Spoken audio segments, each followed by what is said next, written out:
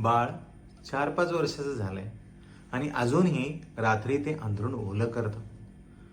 त्यामुळे तुम्ही त्याला ओरडता किंवा रात्री उठवून त्याला लगवीस घेऊन जाता, तर कदाचित तुम्ही त्याचा हा आजार वाढवत आहात. या व्हिडिओमध्ये मी तुम्हाला सांगणार आहे की रात्री अंथरुणात लघवी करणं म्हणजे काय, याची काय कारणं असतात, कधी मुलांच्या तपासण्या कराव्या लागतात, त्यांना काही ट्रीटमेंट करण्याची गरज असते का, किंवा छोट्याशा पालकांनी केलेल्या त्यांच्या वागण्यातील बदलावामुळं काय ही समस्या दूर होऊ शकते का. शेवटची जी टीप आहे ती नक्कीच भरपूर मुलांना रात्री अंथरुणं ओलं करण्यापासून वाचवेल. तर हा व्हिडिओ नक्की शेवटपर्यंत पहा, जेणेकरून भरपूर मुलांना रात्री बेडवेटिंग करावं लागणार नाही. तर चला पाहूया. बेडवेटिंग करणं म्हणजे काय है ना, त्याला आपण मेडिकल भाषेमध्ये नॉक्चर्नल एनेरोसिस म्हणतो. म्हणजे जेव्हा मुलं 5-6 वर्षाच्या नंतरही महिन्यातून कमीत कमी 2दा किंवा त्यापेक्षा जास्त वेळा रात्री अंथरूण ओलं करतात, त्याला नॉक्चर्नल एनेरोसिस म्हणतात. 5 वर्षापर्यंत जी गोष्ट नॉर्मल असते ती 5 वर्षानंतर मात्र ती कमी होणं अपेक्षित असतं. पण जेव्हा मुलं त्यापेक्षा जास्त वेळा रात्री अंथरूण ओलं करायला लागतात, त्याला हा आजार असण्याची शक्यता असते. याची काय कारणं आहेत बरं. तर एक जे कॉमन कारण आहे ते म्हणजे बाळाच्या मेंदू आणि मूत्राशयाचा उशिरा झालेला विकास. काही बाळांमध्ये रात्री त्याची मूत्राशय भरल्यानंतर, त्याला लघवी आल्यानंतरही तो जो संदेश आहे त्याच्या मेंदूपर्यंत पोहोचू शकत नाही.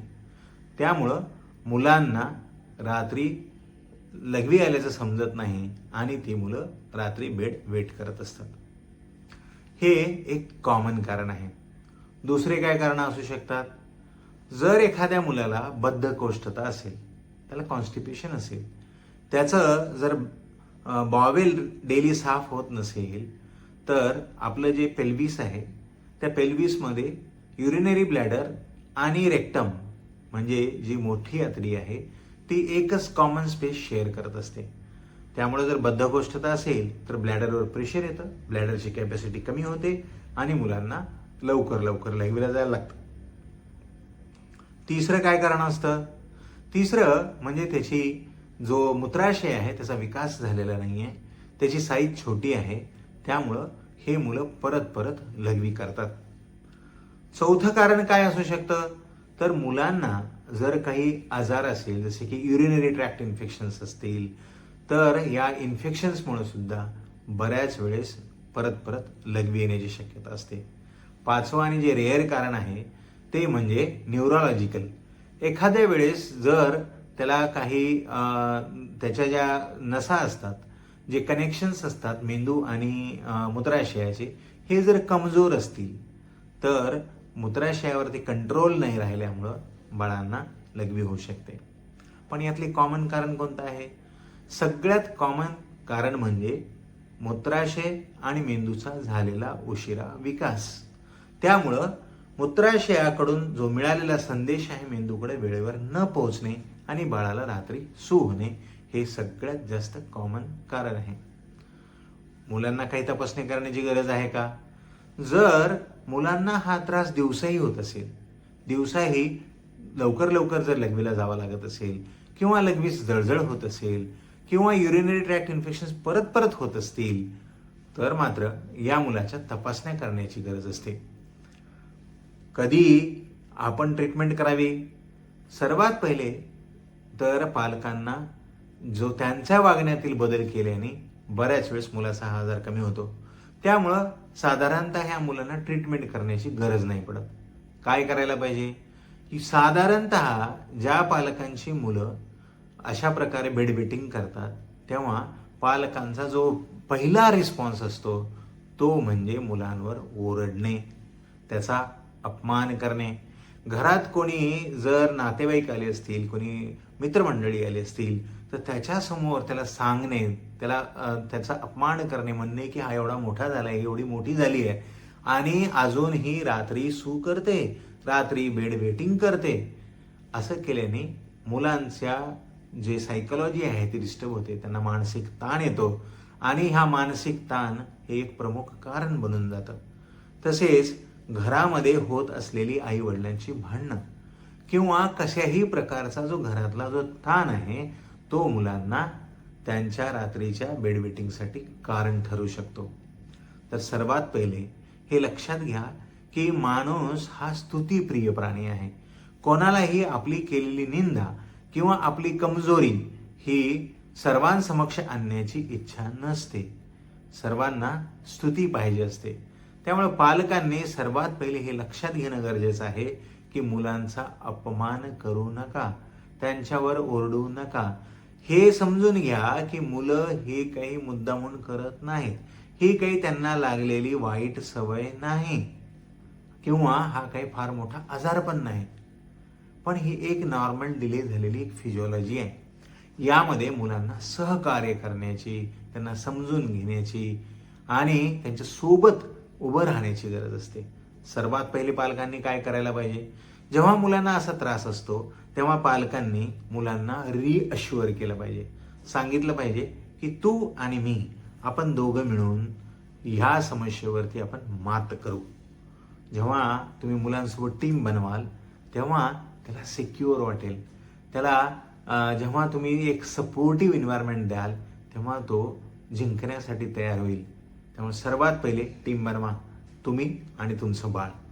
दुसरी गोष्ट, घरामध्ये एक कॅलेंडर, आपलं जे नॉर्मल कॅलेंडर असतं त्याला ड्राय कॅलेंडर नाव द्या आणि त्यामध्ये ज्या दिवशी बाळाने रात्री सू नाही केली आहे, बेड वेटिंग नाही केलं आहे, त्या दिवशी त्या कॅलेंडरमध्ये स्टार मार्क करा. बाळाच्या हातावरती त्याला एक स्टार द्या आणि जेव्हा असे 7 स्टार कंटिन्युअस होतील तेव्हा बाळाला नक्की एक रिवॉर्ड द्या, एक गिफ्ट द्या, म्हणजे तो इन्स्पायर होईल आणि त्या गोष्टीला तो रिपीटेडली फॉलो करायला लागेल. दुसरी गोष्ट काय करायला पाहिजे, बऱ्याच वेळेस असं होतं की रात्री आपण खूप उशिरा जेवण करतो. उशिरा जेवण केल्यानंतर उशिरा पाणी पितो. उशिरा पाणी पिल्यामुळं रात्री सू येण्याचं प्रमाण नक्की वाढतं. तर पालकांनी सर्वात पहिले आपल्या जीवनशैलीमध्ये हा बदल घडवणे गरजेचं आहे. रात्री 8च्या अगोदर जेवण करा, जास्तीत जास्त 9 वाजेपर्यंत पाणी प्या आणि 10 वाजता झोपायला जा. जेव्हा तुम्ही 10 वाजता झोपायला जाल त्या अगोदर बाळाला बाथरूममध्ये नेऊन सू करण्यासाठी सांगा आणि त्याच्यासोबत राहा.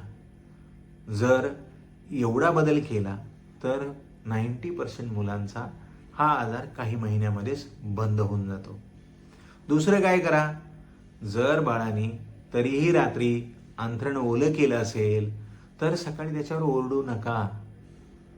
न कळतपणे, म्हणजे त्याला न समजता त्याचं अंथरूण काढा, त्याला सुकायला टाका. त्याला हे जाणवू देऊ नका की त्यांनी रात्री आज सू केली आहे.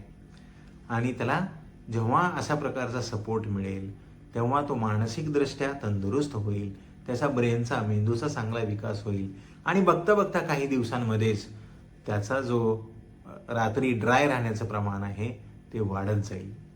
तर हे एक छोटा बदल आपल्या परिवारामध्ये केल्याने भरपूर मुलांना अवघड अशा औषधांची गरज नसते.